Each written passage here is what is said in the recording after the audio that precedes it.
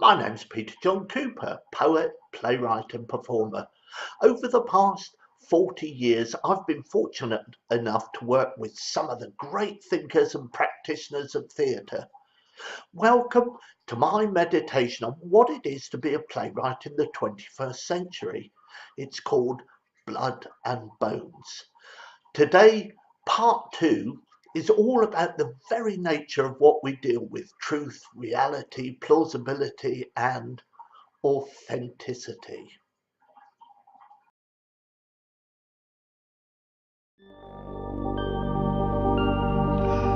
It's all just stories. None of us knows the truth about anything. But stories are good. They are what we tell ourselves to keep fear at bay, to make sense of our lives, to see things as we want to see them. So everything is skewed, really. Stephen Mangan.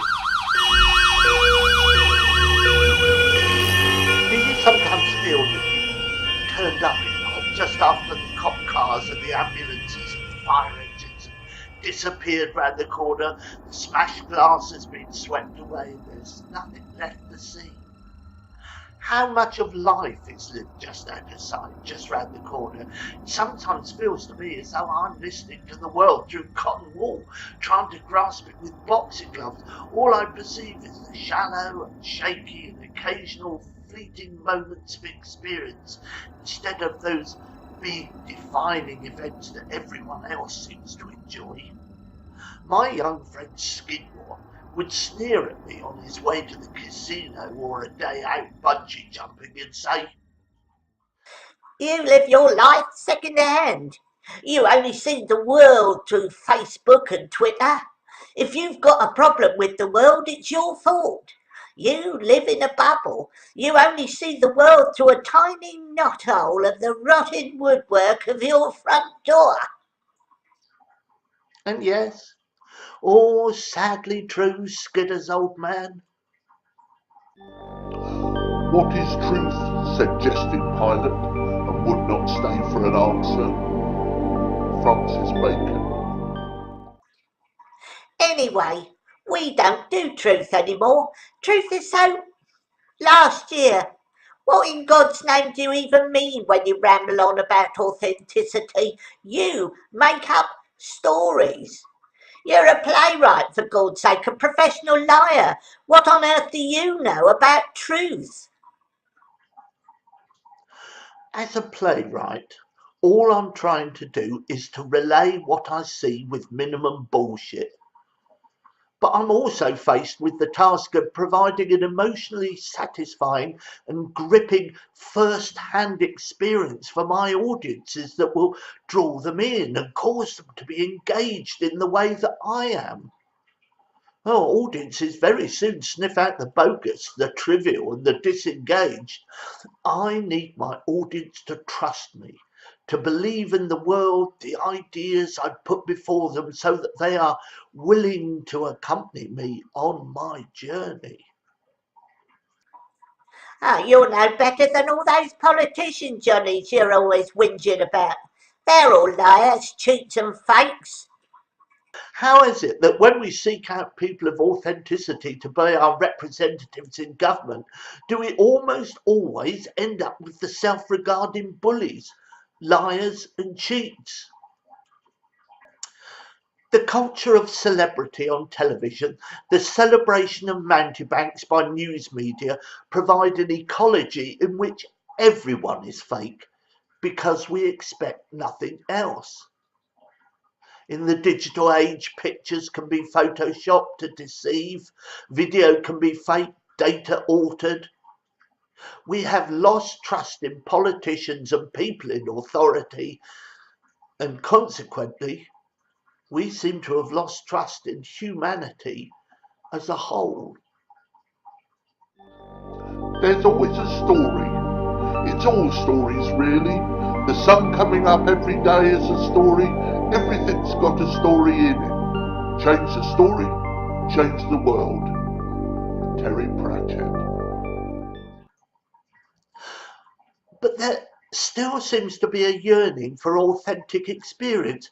I guess that's why Skidmore spends so much of his time in casinos and bars, or dangling by his feet from an elastic band over a waterfall. Our quotidian existence is so far from feeling any sort of natural engagement with the world that many of us seek out experiences that are near to death, oblivion, or bankruptcy. We seek the outlandish, the dangerous, the bitter, but our search for the authentic experience forces us closer and closer to the inauthentic. We yearn to hike through authentic countryside. We long to eat authentic Mexican food at ye old village pub. Well, in reality, the countryside is cold, wet and muddy, and the authentic Chipotle comes straight out of the freezer. In the end, the whole of life becomes a disappointment. Nothing matches the overblown hype and propaganda or travel brochures. Those who live their lives in extremis, who feel crushed by poverty or by a world they no longer feel part of or can trust, will lash out. They will follow any narrative that offers them a glimmer of hope, that gives an illusion of the authentic. Well, it may be a fantasy offering a pot of fairy gold at the end of a Brexit rainbow, but for those who have nothing, it is everything. Well, can I, as a playwright, show a more authentic view of humanity that would contribute in some small way to creating a truer picture of the world, to restoring everyone's faith in the essential goodness of human nature without compromising the other palpable truth that people are indeed venal, grasping, selfish, prone to violence, self-centered, and so on and so forth? Everything is relative. Stories are being made up all the time. There is no such thing as the truth. You can see how that has filtered its way indirectly into post-truth. A.C. Grayling. Touch, taste, smell, hearing, sight. The authentic experience occurs within the here and now. It is the wind in our faces, the kick on the shins, the rain trickling down the back of our neck. We feel it in our guts. The more senses that are evolved, the more authentic an experience becomes. It can be brought into even sharper focus by having others experience with us. Did you see that, we ask, and are happy that there is someone else present to share the experience. Afterwards, we tell stories about what happened and our emotions well up. Laughter or tears or a shudder of regret. One authentic experience, many conflicting narratives.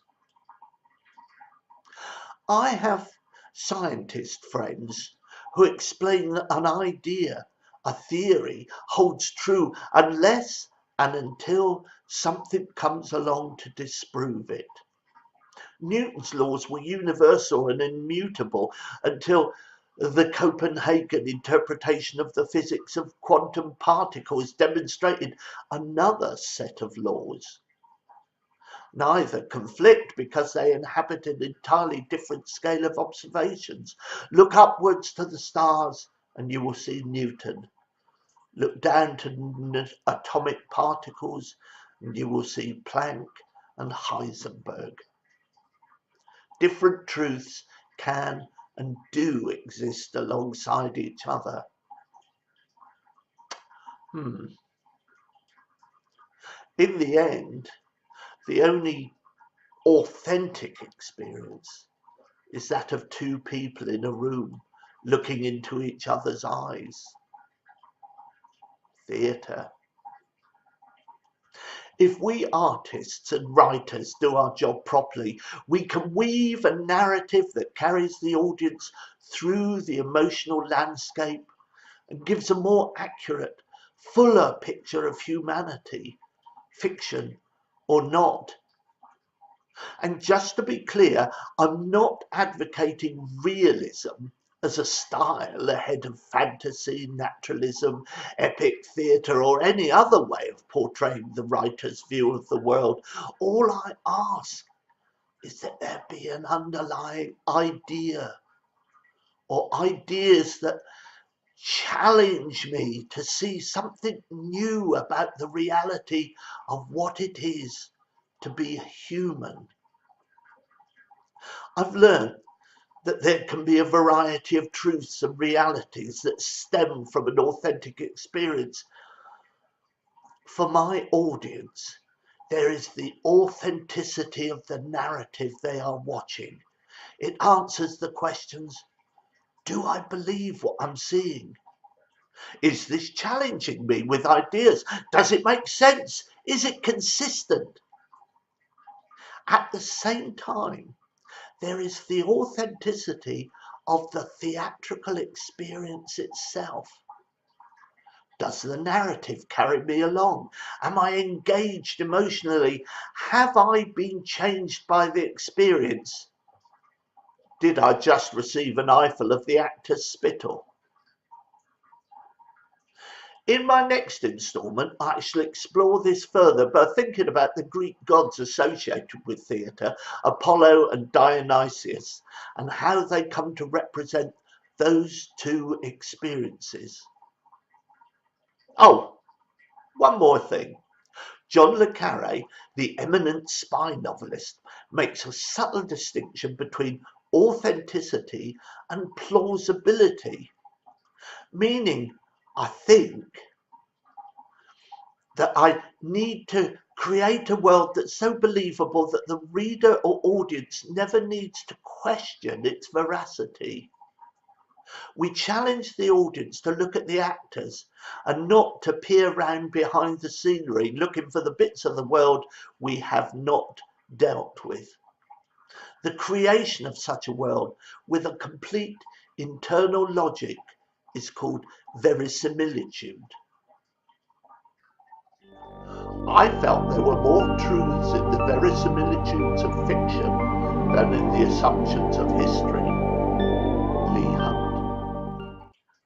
By creating such a plausible total world and guiding our audiences through it, we are providing an immersive and, yes, authentic experience where we can explore issues and ideas that might sit uneasily with our own small experience, but which in some way we can still describe as true.